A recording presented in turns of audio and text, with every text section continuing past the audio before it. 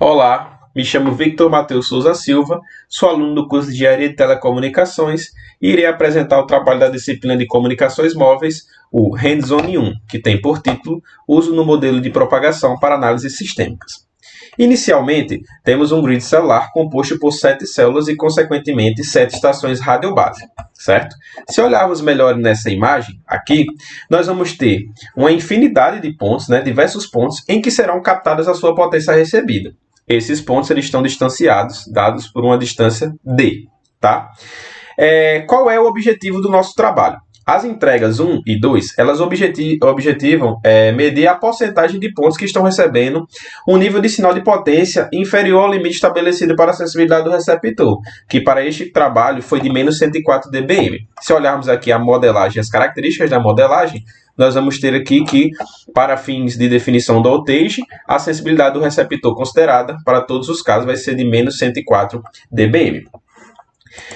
Vindo para a codificação, em um primeiro momento, esse código aqui foi fornecido pelo professor, certo? Isso aqui e foi dado as frequências de 800 MHz, 900, 1800, 1900 e 2100, certo? Essas frequências elas serão as mesmas para os outros experimentos, certo? No primeiro instante foi definido um raio fixo, de 10 km, o raio do hexágono, certo? Foi definida a sensibilidade do receptor, menos 104, certo?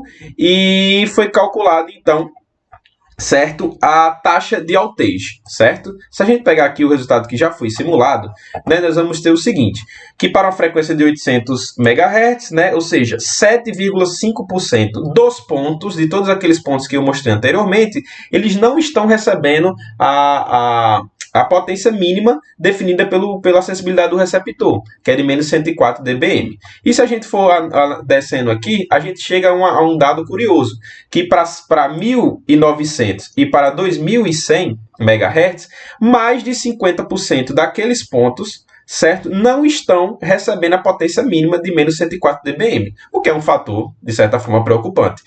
Aí a gente vai inserir, realizar experimentos com o modelo de Okumura-Hata, certo? Na entrega 1 e o modelo do Koch 231 na entrega 2, como uma forma de fixar essa taxa de voltage em 10% e a gente então definir qual seria o raio máximo, certo? Para que essa taxa ela possa ser obedecida, já que não faria sentido trabalhar com a taxa de voltage muito alta, certo? Então nós vemos aqui para a entrega 1.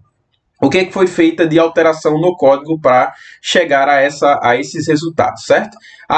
Foram feitos aqui, definidos aqui uma varredura, que vai de 11 km, certo? Decrementado de 10 em 10 metros até chegar em 1000 metros, certo?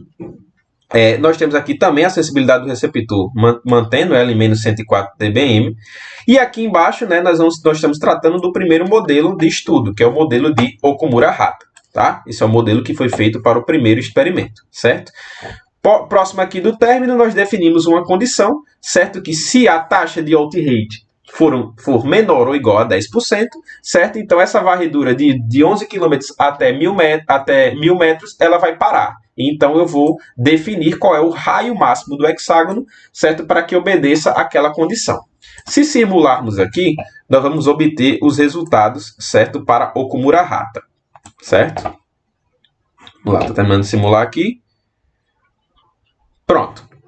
O resultado encontrado para as 5 frequências foi o seguinte, certo? Para 800 MHz, um raio máximo de 10.680 e assim sucessivamente. O que a gente observa aqui é o esperado, que à medida em que a frequência da portadora ela aumenta, o raio do hexágono máximo ele diminui, certo?